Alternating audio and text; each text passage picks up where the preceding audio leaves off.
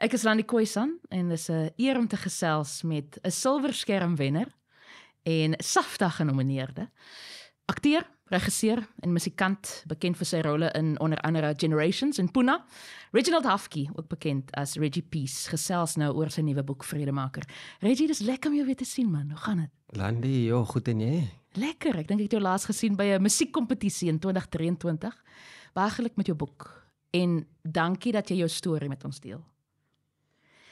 Nou, dit is min dat 'n mens self kies om na 'n kinderhuis toe te gaan. En jy vertel van hoe jy in 'n 2 slaapkamer hok. Ek dink jy moet dalk net daai struktuur vir ons almal verduidelik, groot geword het. En hoe dit die sitkamerbanke in die vloere en alles was vol in die nagte. Nou dis 'n realiteit vir baie van ons kinders in ons gemeenskap. Maar wat dink jy maak jou storie uniek en spesiaal? Ja, nou dat jy dit so stel, ek het nooit so na dit gekyk nie, maar ja, ek dink op die ouende die woord wat opgepop het direk by my is om 'n keuses. Want dit het daai keuse gevat, dit was letterlik om te sê, hey, Reggie, jy het nou genoeg gehad van die omstandighede. Waar ek die bewustheid, die awareness gekry het van dit weet ek nie. Dis hoekom ek sal glo en sê, yo, there has to be a bigger power at work. Want, 12, 13 jaar oud, die is bewus van die feit dat die is crappy omstandighede en jy wil uit. En ek dink op die ouende gaan het oor die bewustheid vir my wat God is dan en dan die keuse. Ek dink elke persoon het 'n keuse van die oomblik wat die opstaan in die oggend tot die aand. Keuse wat jou na 'n sekere pad toe loop, laat lei. En wat jou natuurlik gebring het tot waar jy vandag is, maar ons werk tot by daai punt. Net 'n hok vir iemand wat nie verstaan nie, is natuurlik 'n houtstruktuur wat jy huis genoem het. Jy het ook genoem op 12 en 13 was dinge moeilik. Dis natuurlik wanneer jy jou ouers verloor het. Hulle was nie lank in jou lewe ongelukkig nie. Maar ek wil gesels oor die blywende impak wat hulle wel op jou lewensverhaal gehad het. Kyk, daar's jou pa, hy was 'n tuinwerker. Maar jy vertel ook die storie van, hy het amper jou oor afgesny met 'n menorah blade en toe hy vir jou advies gegee het oor boelies, het hy vir jou gesê, tel 'n baksteen op en slaan hulle. Indien enige, is daar nog iets van jou pa wat jy steeds by jou dra elke dag? Ja, moet wees, ek voel, want net die feit dat selfs 'n dag nog voor ek nou hiernatoe gekom het, was dit tipe van 'n gesprek. Ek is bewus van, ek noem my ma en my pa soos in my gebede en ek is nog so, op 'n manier voel ek dra my ouers saam met my of in my wese, in the Reggie as a being en ek sal definitief sê, behalwe natuurlijk die mes of die menorah blade of ek slat sommer om met 'n baksteen. Nou dat ek na dit kyk en ek sien, dit was sy conditioning gewees. So hy het die beter dan geweet as hoe om te reageer. Nee, as 'n verskoning.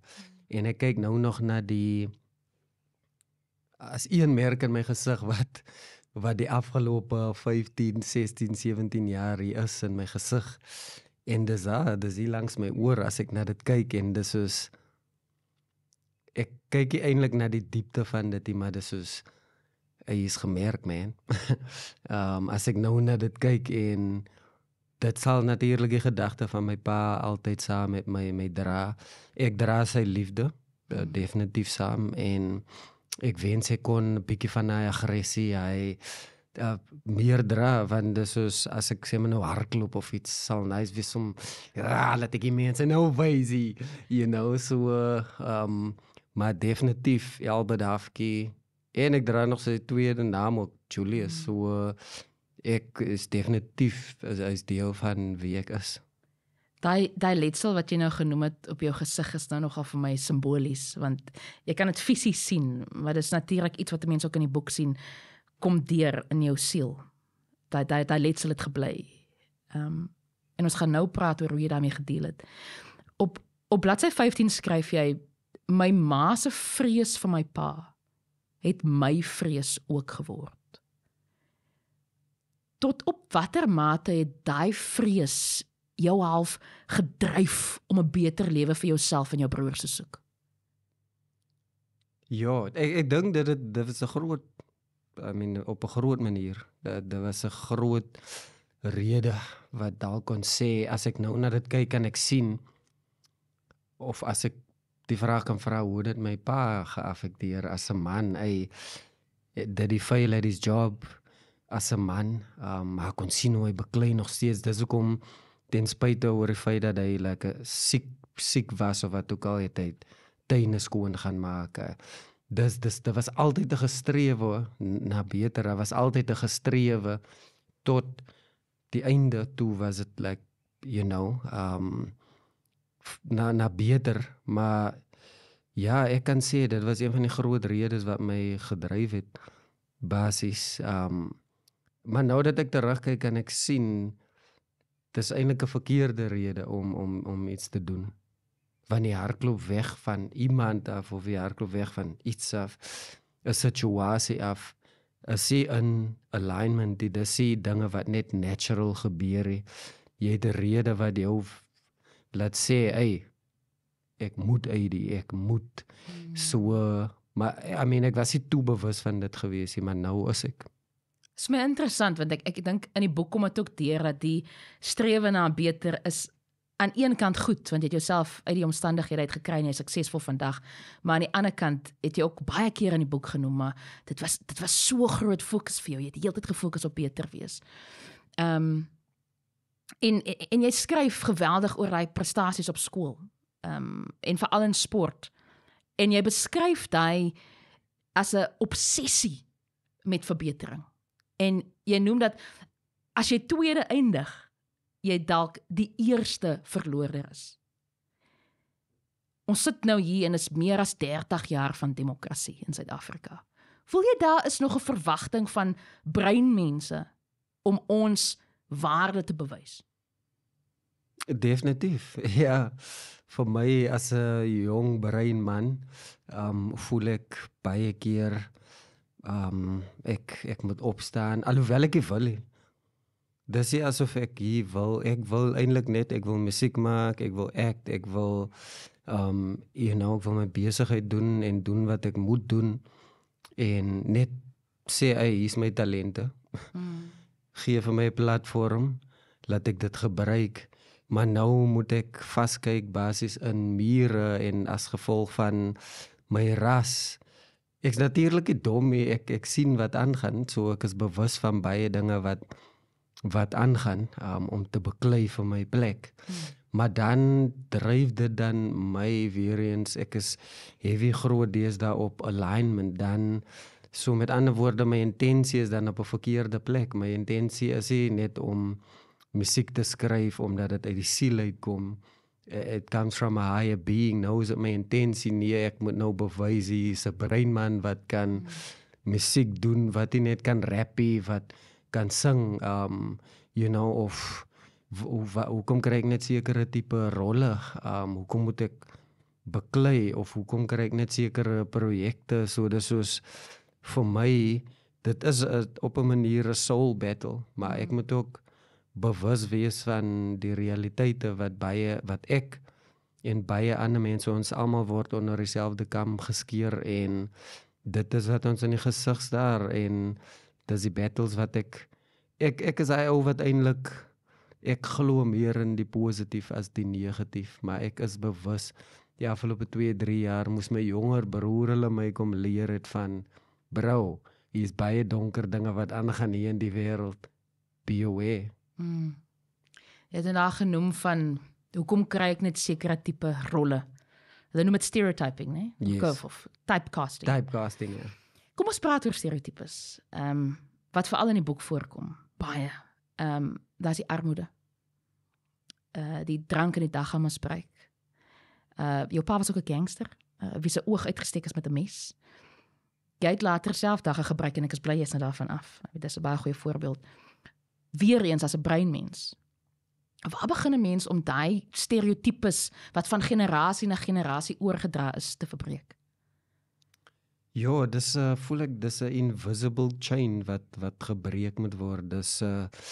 Dis nie net battles van hier op grondvlak vir my voel ek, want dit is omtrent dis nou my eie stat wat ek nou volgens my wat ek dink as jy kyk sê maar nou in die breingemeenskappe wat 90% van die mense wil iets goed hê in hulle lewens. Dis net hy 10% wat dalk die gemeenskap omkom krap wat gangsters is. En dis soos nou loop ons almal die strate in en ons straat loop hier rond met dieselfde wolk oor ons koppe. En dis kom sê ek, dis 'n invisible battle op 'n manier, maar dan gaan dit ook oor die achievement gedeelte. Gaan ek nou genoeg wees omdat ek in 'n boardroom sit? Gaan ek nou genoeg wees omdat ek die CEO is? Wanneer gaan ek genoeg wees? En ek dink 'n groot ding vir my in dit is in die boek gaan oor selfliefde, selfaanvaarding, om jou eie koppie te vul, om okay te word met jouself. Voordat het ons gepraat oor dit om content te word en te wees met jouself en jouself te aanvaar en jouself lief te hê en dan na buite moet jy maar gaan. I am who I am and that is enough. Wie ook al 'n stukkie van dit wil hê, hoe hulle dit vat, it's up to them. Ja. En ek is bly jy noem dit want jy het baie rolmodelle gehad. Spesifiek ook van ander rassegroepe. Veral wanneer dit kom by geloof. En jy skryf God soek reeds die mense met die mees messed up stories. Watter invloed het hierdie mense gehad op jou toekoms? Ja, hulle is alles. Hulle was alles geweest. Dis letterlik nou voor ek hier toe gekom het, sien ek om Chris Dirks kyk na my status wat ek by UJ ontmoet het en so 'n ou byvoorbeeld is net sy voorbeeld alleen. Dan is dit ouens soos Godfrey Goliath, Estelle, Udo, so baie mense, Tannie, Sandra, so baie mense wat ek kan noem, maar ek noem altyd die myn mense wat soos vir jare lank in my lewe was en 'n groot impact gespeel het en nou nog speel vir my. Dis letterlik, ek het nie 'n ma gehad hier kom dan nie stel, hey, dis hoe dit is om 'n ma te wees. Of jy mag dalk 'n pa gehad het, maar kyk hier, kyk dalk, dis hoe dit is om, Ek dink nou dat ek na dit kyk, kan ek sien, dis letterlik, ek het letterlik net gegaan en mense na hulle gekyk en dis soos, oh wow, ek kan dit ook word. So ek was basies aangetrokke tot die mense se voorbeeld. En ek is nou nog so, dis nie net 'n ding van praat en dis soos om Chris byvoorbeeld. Hy is een van die mees amazing mense wat ek al ooit ontmoet het, nou nog. Van vandag, ja, like al die jare, hy's heavy consistent. He's just, sy lig skyn soos die son wat elke oggend opkom, staan as om Chris opstaan. Ek is Chris Dirks. En dan, ja, baie mense dan jy stel, die gesprekke wat ek en sy nou het, dis soos, maar vir my letterlik, en ek, alhoewel het nou nie in die kapasiteit was hy soos voltyds, vir my al kon weesie, is dit net soos, hey, ek is 'n ma. Sy het letterlik al vir my 'n paar keer gesê, en dis soos, en nou en dan glip die woord uit, thank you mom, dankie ma. Dus die mense is letterlik I am because of them.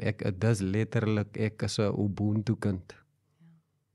En is eintlik vir my wonderlik, ek meen jou begin van jou lewe was so hartseer, maar nou het jy al hierdie rolmodelle gehad wat kon instaan vir ma en pa. En jy het soveel ma's en soveel pa's gehad, onderwysers ook. En daar was 'n interessante storie in die boek vir my, dat jou eerste klas jy was eers by David Livingstone Sekondêr, waar jy baie goed gedoen het, jy was eers in jou klas daar.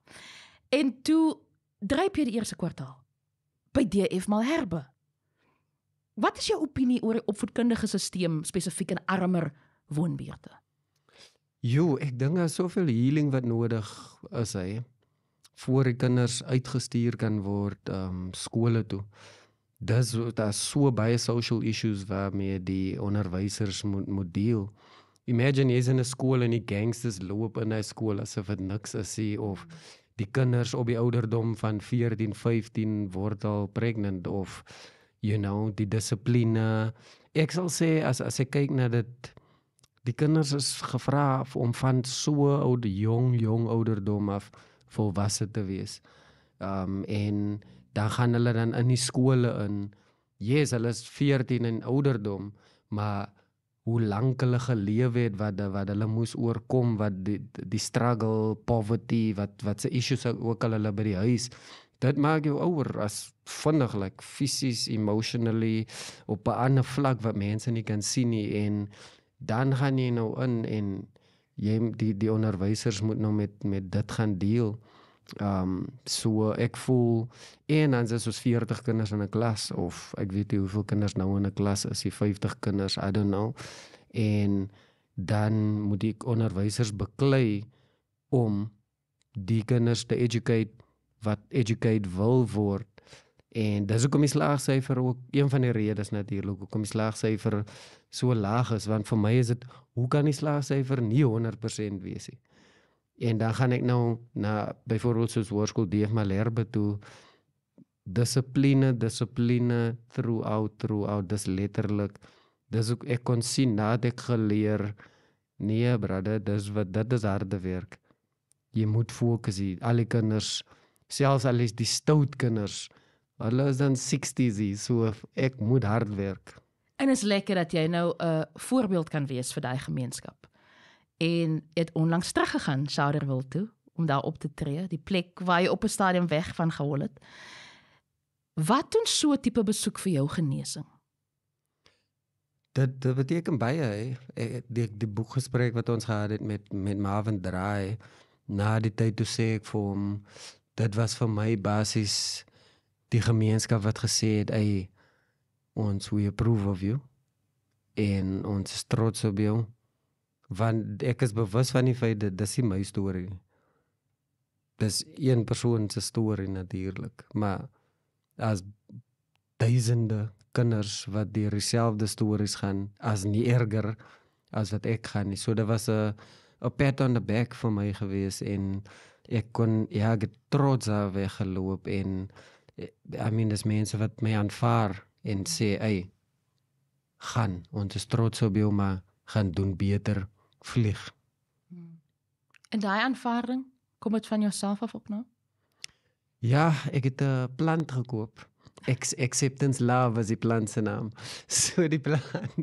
So elke oggend as ek nou, Acceptance Love, I'm accepting and loving myself. Subconsciously, stadig maar seker. Dit klink nou, maar as jy elke dag vir jouself net herinner, stadig maar seker verander jy hy saaitjie wat gepland was vir 20, 30 jaar, wat vir jou gesê was, nee, is lelik. Maar nou is dit soos, no, I accept myself and I love myself, en ek is okay, ek is okay met battle te fight. Dis 'n op en af battle, maar ek is gereed. En ek is bly dat aanvaarding het vir jou gekom, want weet, ek dink 'n groot tema in die boek is hierdie soeke na identiteit. En ek kan sien ook hier voor jou sit, jy dit nou gevind. Maar hoe definieer jy daai identiteit? Ja, dis 'n moeilike vraag. My identiteit is definitief gevind in God. It's in a higher being for me. En ek is 'n ou wat baie fokus op ras en klas en sulke dinge nie. Ek weet net, vir my, ek is op die aarde hier geplaas vir 'n groter rede as net 'n Reggie, en vir my is 'n lig om te skyn, so ek sal sê dat my identiteit kom van God af. Ek hou daarvan dat jy genoem het, jy is hier geplaas vir 'n groter rede. Want op bladsy 177 skryf jy, ek was die entitled victim, vasgevang in my verlede van victimhood. Wat was jou doel met die skryf van die boek? Definitief was dit Natuurlijk om het uit te kry. Dit was definitief een van die redes, maar ook soos dit in die voorblad staan, 'n aangrypende verhaal van hoop. Dis om hoop te versprei, hoop, inspirasie en dan ook liefde by dit. En is iets wat baie belangrik vir my is nou op die oomblik is om jouself te aanvaar, om jou eie koppie te vul, om te leer om jouself lief te hê, hoe jy eintlik jouself moet lief hê, om te leer om jou koppie vol te maak, sodat jy as die beste weergawe van jouself dan, waar ook al jy gaan, jou authentic self. Dis nou vir my 'n plek en tyd in my lewe waar ek kan sê, ja, ek het nog nooit so reël gevoel soos wat ek nou voel nie. En ek dink baie van dit het te doen met dit, of maak vrede met jouself, vul jou onkap with your light, your authenticity, en dan die res gaan volg, soos 'n koppie wat oorvloei. Your greatness will overflow, the love, everything. Ek like dat jy authenticity uitlig, want ek dink dis 'n voorbeeld wat die jeug nou nodig het in 'n samelewing van sosiale media en filters, is authenticity wat ons gaan deurdra. En jou boek eindig met die tyd het gekom om 'n nuwe lewe, 'n nuwe Reggie te skep. En is ook die naam van jou nuwe album en enkelsnit natuurlik. Wat is jou idee van 'n nuwe lewe? Ek is nou besig om dit te skep, maar ek besef is definitief vir my, want ek glo, persoonlik glo ek dat jy kan die lewe create wat jy wil create. Dis wat ek glo, en vir my is dit is 'n gesonde lewe. Eersins sonder gesondheid is ons niks.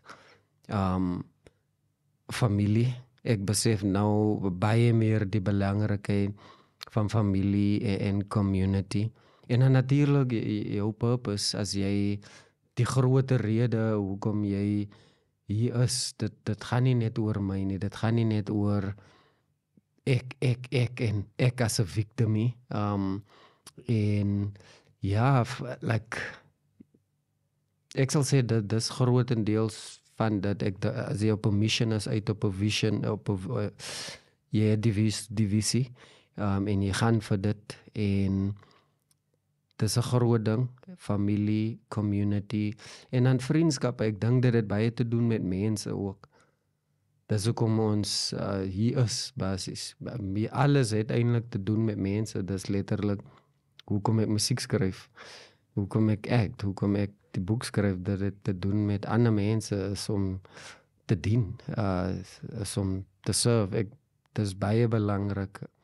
Nie tot die punt waar jy 'n mate is, waar jy jou hele lewe lank, of jou hele lewe aflê vir ander mense nie, maar om empatie te wys vir ander mense. En wie weet, dalk kan jy iets leer by die mense wat jy serve. Sure. Ja. Net laastens, nou van Gawikind tot sportster, akteur, rapper. Wat is jou volgende hartsbegeerte, Reggie? My hartsbegeerte is om my familie, my hele familie, okay te sien. Dus ek wens ek kan ons almal in 'n skip sit aan Kebega en sê, hey, kom ons klim op die skip en ons sail, is dit sail of is definitief nie ry nie. Sail oor na 'n hele ander lewe toe. Want ek sien en ek is bewus van die feit dat baie van my familie, ons is nog vasgevang in armoede. Dis hoekom ek sê die boek is soos, dis baie ander mense se storie.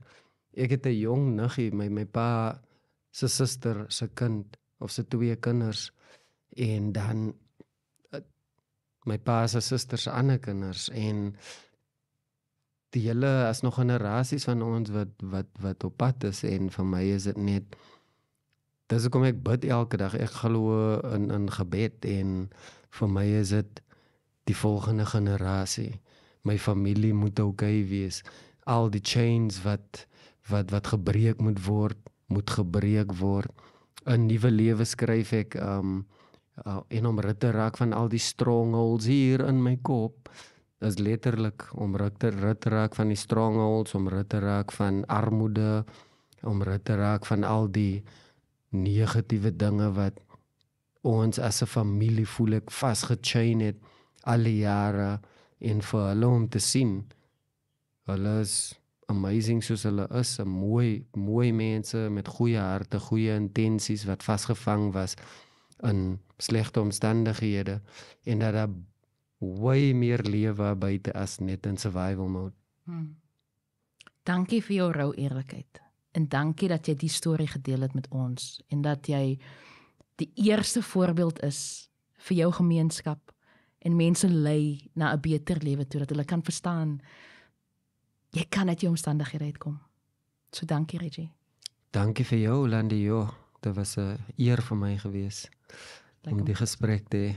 Baie dankie. Groot plesier en dankie vir jou. Dis die akteur, regisseur en musikant Reggie Peace. Hy het gesels oor sy nuwe boek Vredemaker en ek is Landi Khoisan. Totsiens.